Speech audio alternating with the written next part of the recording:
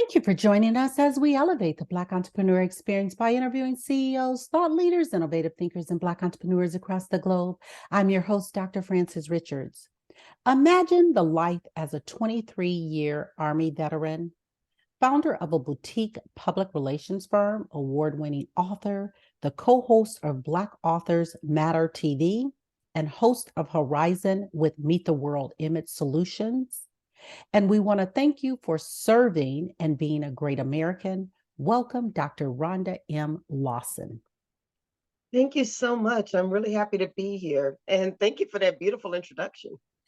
I've given our audience such a brief bio. Why don't you share with our audience what you want them to know about you and your business? Sure. Well, as you mentioned, I am a 23-year veteran. I retired as an Army Master Sergeant from the U.S. Army. And while I was in the Army, I was actually a public affairs specialist. So what that meant was I was an Army journalist.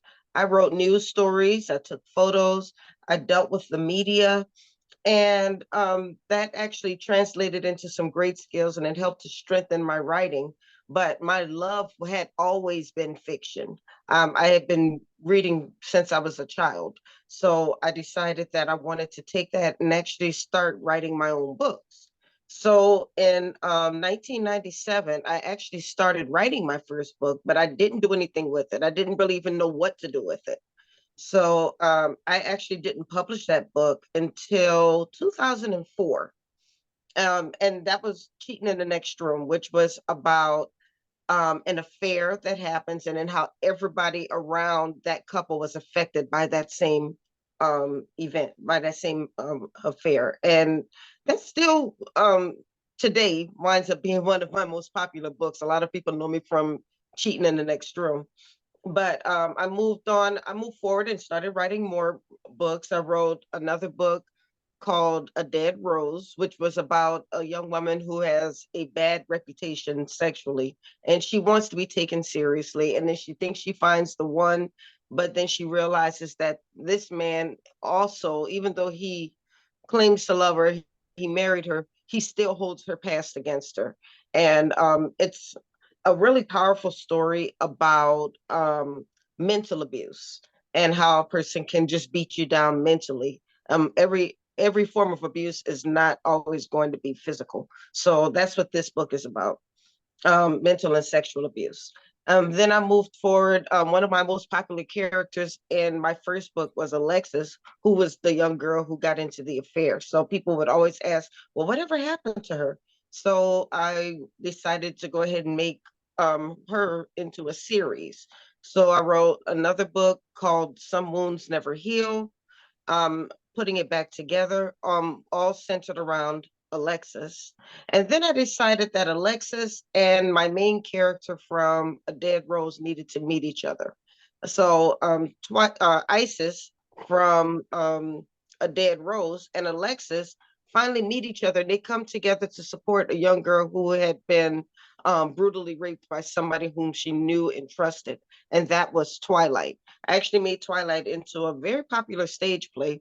Unfortunately, that was the same year of COVID, so I was never able to show the play again. So one day that play is going to come back to the stage. But it's another very powerful story on the effects of sexual abuse and teenage rape and the process and how you can get past what happened to you and still be a whole person. So that's what that book was about. And then Alexis and Isis also went through their own learning experiences through that time. So there are a lot of layers in that story, and I'm really, really proud of that story. Then I wrote a book called Trust. And Trust is about a man who is kind of a player and he knows what to say. He has that, what we used to call the silver tongue. He knows exactly what to say and how to say it to get people to do what he wants. Well, he pays the ultimate price for that. And the whole book, throughout the book, the reader's trying to guess who it was who kills him. So, like I said, fiction was always kind of my jam. I always loved writing fiction. But another thing I love doing is helping people with their writing. Even when I was in the military, people would send me their news stories and ask me to help them to write it. So when I retired from the Army, I said I wanted to open a company where I could use my public relations skills as well as use my writing skills. And that's how I created Meet the World Image Solutions. It has two branches. One is where we offer writing services such as ghostwriting, um, editing, and book coaching, and as well as press release services. And then that brings us over to the public relations side, where we're not going to be your monthly publicist, so to speak. But what we do offer are tools that will support your exposure efforts, things like one sheets, press kits, things, of course, press releases. And now with the press releases, we don't just write the press release, we also distribute it to the media, and we pitch to the media as well. So we take all of that together so we can help authors and entrepreneurs get ready to meet the world. And just recently, we started offering publishing services. So my goal is to help entrepreneurs become published authors, because that's one of the ways that you can expand your territory, so to speak. You may be an expert in your field, but nobody knows that unless they know about your business. By writing a book, you can show people why you are an expert in your industry.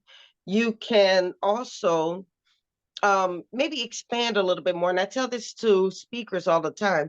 When you are speaking, when you have a speaking engagement, you're able to speak for maybe 15 minutes, 30 minutes, or if you're fortunate, maybe 45 minutes to an hour. But that's always not always a lot of time to expand on many of the topics that you're speaking on. Maybe you speak on women's empowerment, and maybe there's a subject that you have about helping women to use their voice. You're not always able to really go into depth in a 15-minute speaking engagement or a 30-minute speaking engagement. So you can take that book and expand on that. You can have 10 topics that you want to hit on, or 5 topics that you want to hit on, that all have to do with women using their voice and empowering themselves. And then if you take all of that information and put that into a book, now you have something that you can actually sell from the stage. You've done your speaking engagement and you've written your book, and you can sell the book. Or maybe somebody has read your book and he said, I really like what this person has to say. Why don't I contact them and ask them to speak at my next event? And so now you have basically a calling card or a business card that you can give to people or sell to people. So that would help you to get more speaking engagements. So if you are a speaker, or you're an entrepreneur business owner and you don't have a book, you're actually leaving money on the table. So what I wanted to do was take my writing skills and help more people to write their books, expand their territories, and help to establish themselves as an expert in their industries. Someone is thinking about writing a book. Now, did you hire a PR firm, or did you hire a publicist, or did you self-publish?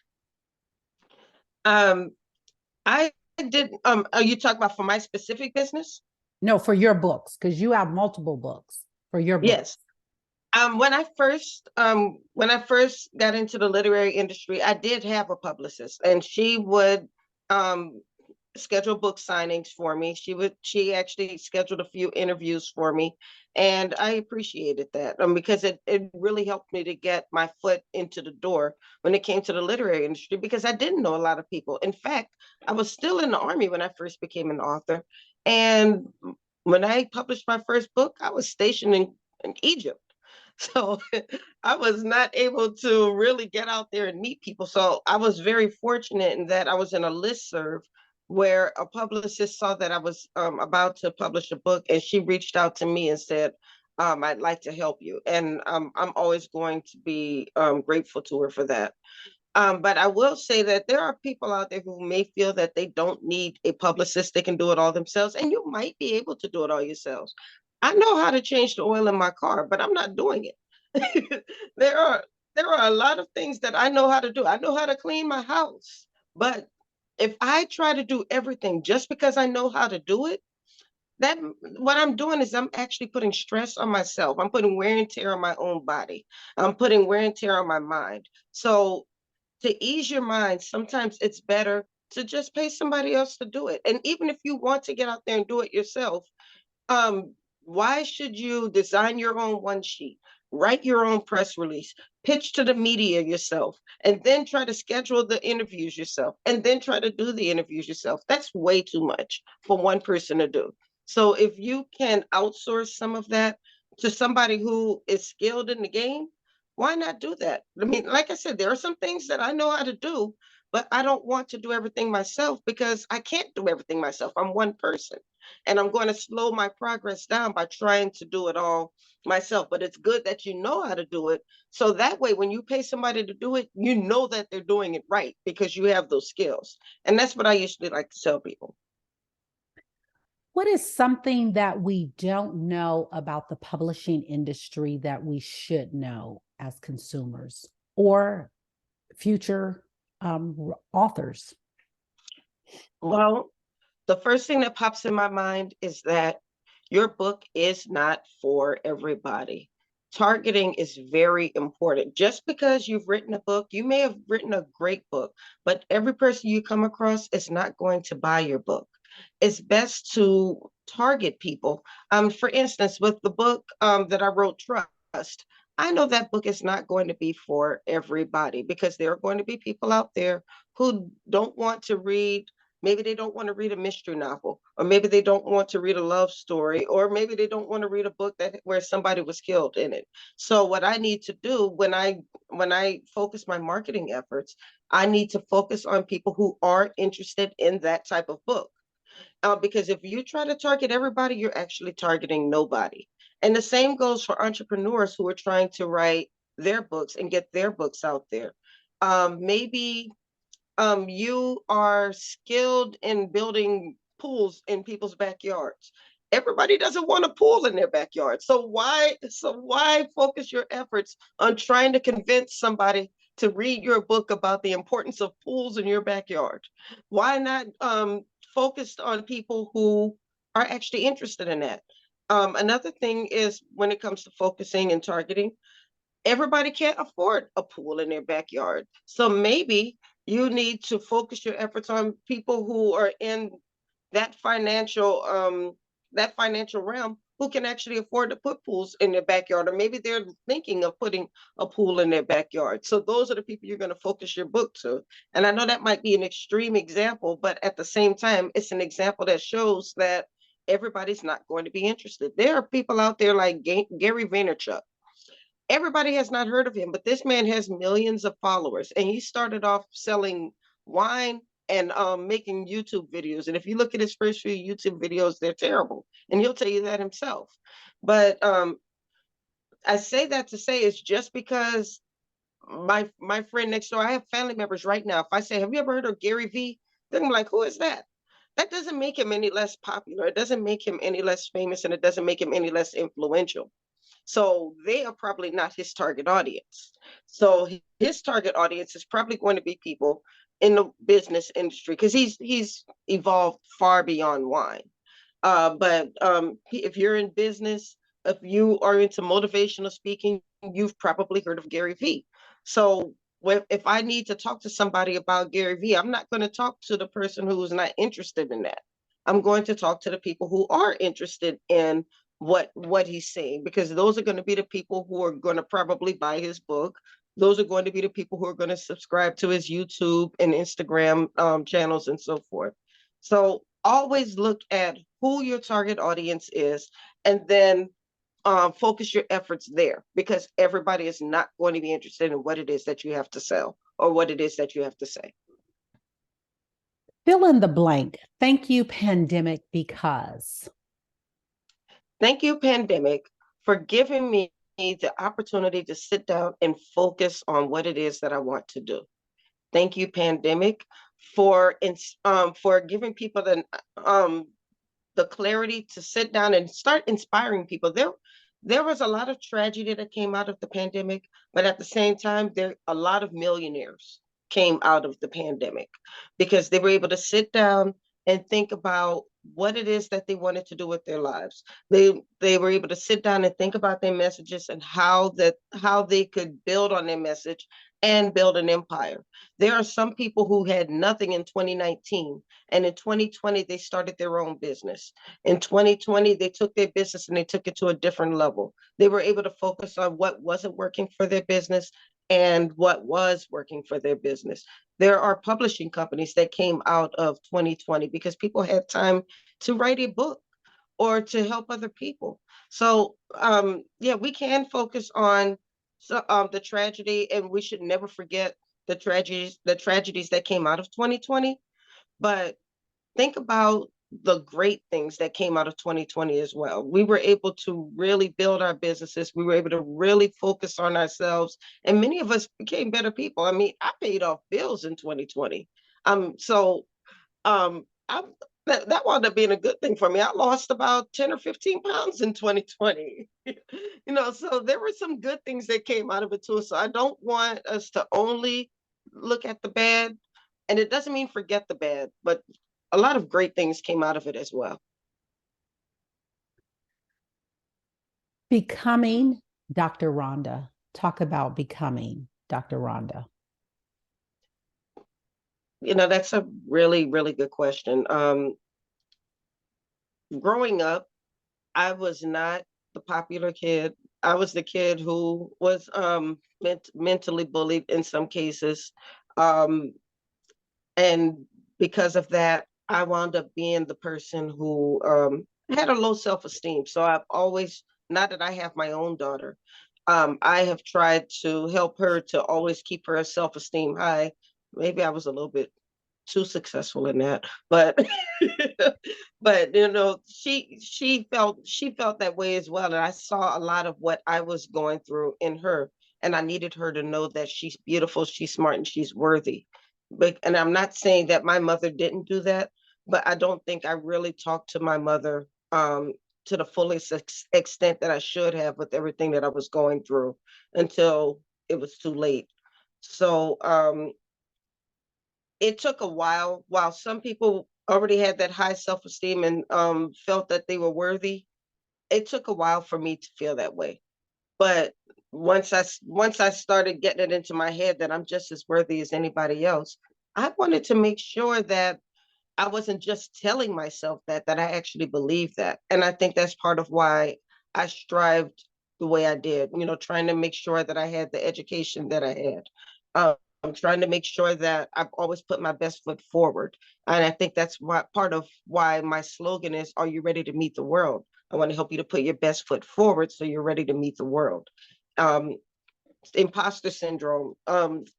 Often when you grow up with low self-esteem, you can feel imposter syndrome. So no matter how many degrees you have, no matter how beautiful people tell you that you are, no matter how smart you may be, you always feel that you shouldn't be in the room.